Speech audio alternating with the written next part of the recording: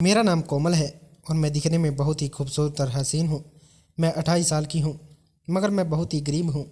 मेरा घर एक छोटे से गांव में है, जहाँ हम अपने माँ बाप के साथ 4 बहनें रहती हैं। हम बहुत ही गरीब थे। घर की हालत बहुत ही ख़राब थी। मेरे माँ बाप खेतों में काम करके कुछ पैसे लाते, जिनमें से वह कुछ पैसे अपनी अय्याशियों में उड़ा देते थे। कभी कभी तो वह सारे पैसे जाया करते देते। अगर माँ इस बात पर पिताजी से कुछ कहती तो पिताजी माँ को पीटने लगते। माँ कहती कि घर में 4 4 बेटियां हैं, इनका घर कैसे बसेगा। माँ की बात पर पिताजी को बहुत ज़्यादा गुस्सा आ जाता। फिर वह और ज़्यादा पिटने लगते थे। पिताजी के इस बर्ताव से माँ बहुत ही परेशान रहने लगी। फिर उसने भी पड़ोस के घरों में काम करना जाना शुरू कर दिया। माँ की कमाई से घर तो चलता था, लेकिन वह पैसों से अपनी बेटियों की शादी नहीं कर सकती थी, क्योंकि आजकल बगैर दहेज किसी भी शादी नहीं होती। और वह तो बहुत ही गरीब थे। अपनी माँ को परेशान देखकर मुंह से रहा नहीं गया, और मैंने भी दूसरे घरों में झाड़ू लगाना, बर्तन धोना, पोछा करना, सफाई करना काम शुरू कर दिया था।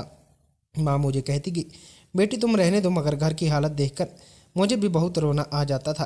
पिताजी हर रोज़ शाम को थक कर आते और माँ के साथ झगड़ा करते। मैं अपनी 4 बहनों से बड़ी और जवान हो चुकी थी, इसलिए मुझे यह सब कुछ बहुत बुरा लगता था। मैं जिस घर में काम करने जाती, वहाँ के मालिक भी मुझे बुरी तरह से देखते थे, क्योंकि भले ही मैं गरीब थी, लेकिन खूबसूरती के मामले में बहुत ही अलग थी। मैं इतनी खूबसूरत थी कि जो भी मुझे देखता मेरा दीवाना हो जाता था। वैसे भी बड़े लोग हमेशा से गरीबों को अपने पाँव की जूती ही समझते आए हैं। वह यह नहीं देखते कि वह कितनी मजबूरी में यह काम कर रही है। उन्हें तो बस अपनी ख्वाहिश को पूरा करना होता है। मेरे मालिक की भी यही ख्वाहिश नज़र आ रही थी, जिसे मैं बखूबी समझ सकती थी, लेकिन घर की हालत की वजह से मुझे वहाँ काम करना पड़ रहा था। वैसे भी यह तो हर आदमी की फितरत में होती है। मैं जिस घर में काम करने जाती थी, वह भी मुझे यह सब कुछ करना सहना पड़ता। अब ऐसे ही 3 महीने गुजर गए थे। फिर एक दिन मेरे पिताजी के साथ एक बहुत ही अमीर लड़का हमारे घर पर आया। वह 17 साल का लग रहा था। वह मेरे पिताजी से कहने लगा कि मैं तुम्हारी बेटी से शादी करना चाहता हूँ। उसकी बात सुनकर मेरी माँ कहने लगी कि तुम अभी लड़के हो और मेरी बेटी 28 साल की है, भला मैं अपनी बेटी की शादी तुम्हारे साथ कैसे कर सकती हूँ। वह लड़का कहने लगा, उसके बदले मैं तुम्हें बहुत सारे पैसे दूंगा, जिससे तुम अपनी बेटियों की शादी आराम से कर सकती हो। उसकी यह बात सुनकर मेरे पिताजी ने हाँ कर दी, क्योंकि उन्हें तो पैसों से मतलब था। वैसे भी वह लड़का पैसे ज़्यादा रहा था। मेरी शादी एक 17 साल के लड़के से तय कर दी गई। मैं यह सब कुछ देखकर परेशान हो गई और रोने लगी। मुझे अंदाज़ा हो चुका था कि मेरी ज़िंदगी बर्बाद होने वाली है। कब वह लड़का बड़ा होगा और मेरे अरमानों को पूरा करेगा, क्योंकि एक औरत वह सब नहीं जीने का कोई मतलब नहीं होता। माँ भी इस शादी से बिल्कुल खुश नहीं थी, लेकिन उस आदमी के पैसों से बाकी मेरे 4 बहनों की शादी भी हो जाती, इसलिए माँ भी इस रिश्ते के लिए मन गई। मेरी माँ जानती थी कि इतनी गुर्बत में वह अपनी बेटियों का घर नहीं बसा सकेगी। मैंने एक नज़र अपनी बहन की तरफ देखा तो मुझे लगा कि अगर मुझे अपनी ज़िंदगी ख़राब करके बाकी बहनों का घर बसाना है, तो मैं अपनी ज़िंदगी ख़राब करने को तैयार हूँ। मैंने इस शादी के लिए अपनी मंजूरी दे दी। फिर 5 दिन के बाद ही मेरी शादी उस लड़के से हो गई और मैं अपने ससुराल आ गई। मेरे पति का नाम अजय था। वह बहुत ही अमीर था और मेरी अलावा इस घर में कोई नहीं था। मैंने अपने पति से कहा कि आपने इतनी उम्र में मुझसे शादी क्यों की। तब मेरे पति ने बताया कि मुझे बीमारी है और मैं अब कुछ ही दिनों का मेहमान हूँ। मेरे आगे पीछे कोई नहीं है, ना मेरे माँ बाप है और ना कोई मेरा भाई। इसलिए मैं तुमसे एक बच्चा चाहता हूँ, जो सारी और सारी ज़मीन जायदाद और इस घर का वारिस बन सके। मेरे पति कहने लगे कि मेरे पास पैसों की कोई कमी नहीं है, लेकिन मुझे एक वारिस की ज़रूरत है जो मेरी संपत्ति की देखभाल कर सके। आज मैंने तुमसे शादी इसलिए की क्योंकि अब इस उम्र में मुझसे कोई भी लड़की शादी करने को तैयार नहीं।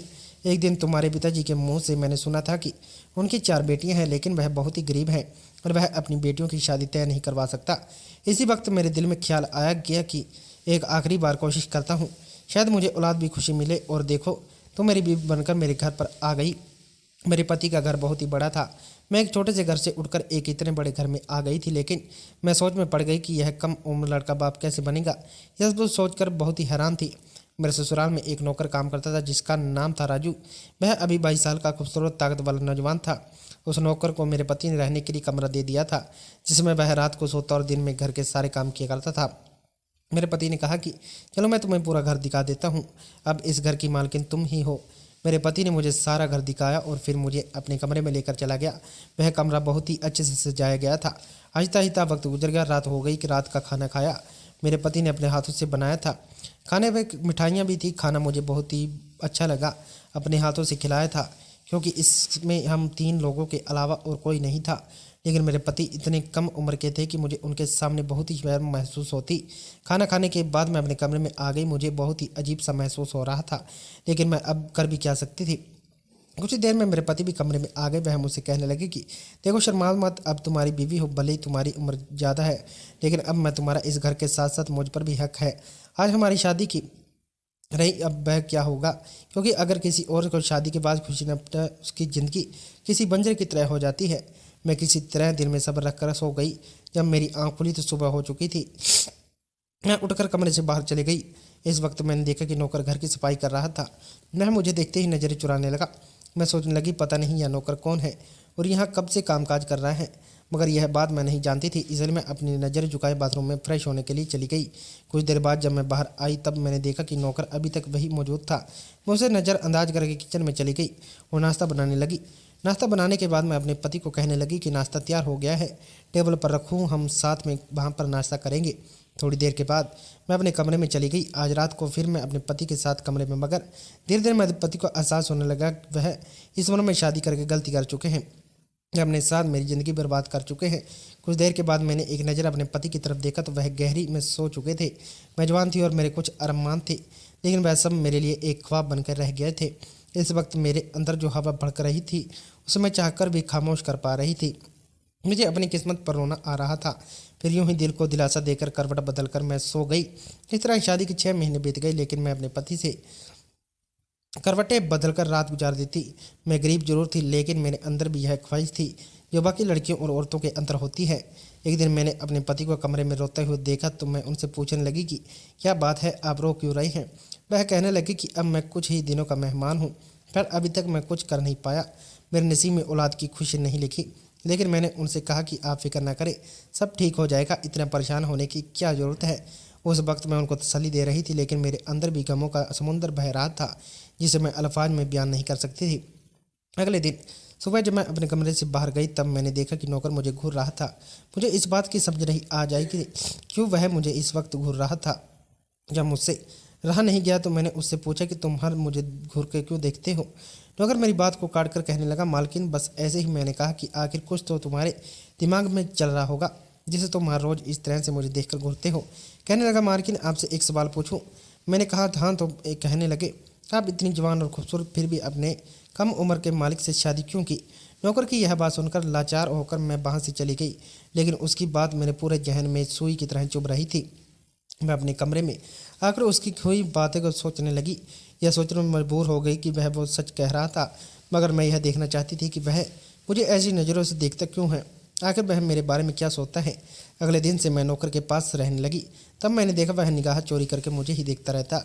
वह मेरे करीब आना चाहता, शायद वह मेरी निगरानी कर रहा था, मगर मैं भी अपने जज्बात से मजबूत थी, क्योंकि शादी के इतने महीनों के बाद भी अपने पति की मोहब्बत से वीरान थी। मुझे पति से मोहब्बत पाने की ख्वाहिश और माँ बनने का ख्वाब टूटता नजर आ रहा था। मैं यह सोचने पर मजबूर हो गई कि अब वह कुछ दिनों के ही मेहमान थे, क्योंकि मेरे पति को कैंसर था। आखिर मेरे पति को कुछ हो गया तो मैं इस भरी जवानी में एक बेव की ज़िंदगी उंगली कैसे उंगारूंगी। रात के करीब 1 बजे तक मैंने देखा कि मेरे पति गहरी नींद में सो चुके हैं। फिर मैं चुपके से उठकर नौकर के देखा कि अभी तक जाग रहा था, शायद वह किस सोच में गुम था। इसी दौरान मैं उसके पास जाकर बैठ गई। वह मुझे इस तरह से अपने पास इतनी रात को देखकर घबरा गया। वह कहने लगा, मालकिन आप इतनी रात को यहाँ मेरे कमरे में क्या काम आई हैं, क्या मैंने क्या कोई कसूर किया, लेकिन मुझे तुमसे कुछ चाहिए। तो नौकर कहने लगा, मालकिन आप कहिए बात क्या है, कोशिश करूँगा, अगर मेरे बस में हुआ तो मैं ज़रूर करूँगा। फिर मैंने नौकर से अपना सारा दुख दर्द सुना दिया, मेरी शादी को। जब नौकर कहने लगा, मालकिन अगर यह बात मालिक को पता चल गई तो हमारा क्या होगा, अलावा कोई और काम कर सकूं, इसलिए मैं मालिक की अमानत को धोखा नहीं दे सकता। यह कहकर नौकर ने मेरे अपने हाथ जोड़ दिए और वह मायूस होकर अपने घर में आ गई। उस रात मुझे नौकर पर बहुत गुस्सा आया।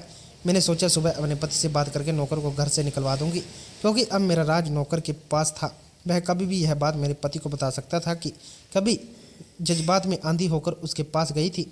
तब मैं पछता रही थी, क्योंकि मुझे इस कदर जज्बाती नहीं होना चाहिए था। मुझे अपने पति के बड़ा होने का इंतजार करना चाहिए था। अगले दिन सुबह मैं जब सोकर उठी तो मैंने देखा कि मेरा पति अभी तक सो रहे हैं, जबकि हर दिन वह जल्दी उठकर बाहर चले जाते थे।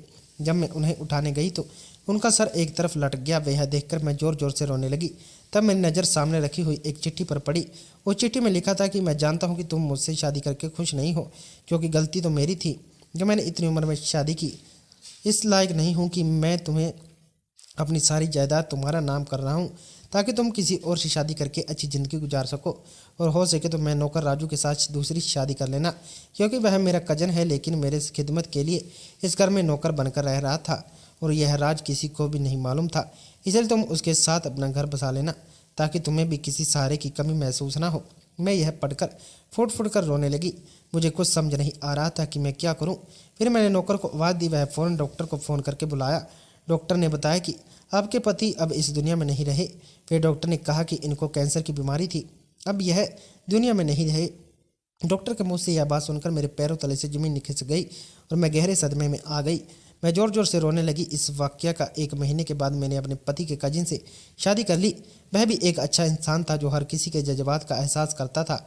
मैं फिर से इसी घर में उसकी बीवी बनकर रहने लगी। मैं भी खुश था क्योंकि वह भी मुझे बहुत ही प्यार करता था। मैंने उससे कहकर अपने माँ बाप और चारों बहनों को भी यहाँ बुलवा लिया। माँ कहने लगी कि तुम्हारा बाप अब बड़ी कमाई करना लगा है। सुनकर मैं और ज़्यादा खुश हो गई। हमने अपने पूरे ख़ानदान के साथ एक नई ज़िंदगी की शुरुआत कर दी और अब हमारा दिन खुशी से भरा रहता है। और मेरी बाकी 4 बहनों की शादी अच्छी रिश्ता देखकर करवा दी गई। इसी तरह 3 महीने गुजर गए। फिर एक दिन अचानक मैं बीमार हो गई। मेरे पति ने डॉक्टर को फ़ोन करके घर बुलाया। मुझे देखने के बाद डॉक्टर ने बताया कि मैं माँ बनने वाली हूँ। फिर वह मुझे कुछ विटामिन की दवाइयाँ देकर वहाँ से चले गए। डॉक्टर के जाने के बाद मेरे पति यह सब सुनकर बहुत खुश हुए और उस दिन के बाद वह मुझे और भी ज़्यादा ध्यान देने लगे। इसी तरह दिन गुजरने गए और अब मेरी डिलीवरी का समय आ गया था। एक दिन मैं घर में काम कर रही तब अचानक मेरे पेट में दर्द होने लगा। 4 घंटे के इंतजार के बाद मैंने एक प्यारे से बेटे को जन्म दिया, जिसे देखकर मेरे पति बहुत खुश हो रहे थे। मेरे पहले पति को अपनी जायदाद का वारिस चाहिए था, मगर वह यह खुशी देखे बिना मर गए और उसकी जगह उसका कजन बाप बन चुका था। मेरे दूसरे पति के यही काफ़ी था और अब वह मुझे पाकर बहुत खुश थे। कुछ देर बाद हम अस्पताल घर आ गए और कुछ साल बाद मेरी एक छोटी बेटी हो गई और हम अब बहुत ही खुश थे, क्योंकि अब हमारे घर में एक बेटा और एक बेटी थी और अपने पति के साथ बहुत खुश हूँ। दोस्तों, कहानी कैसी लगी कमेंट करके जरूर बताना।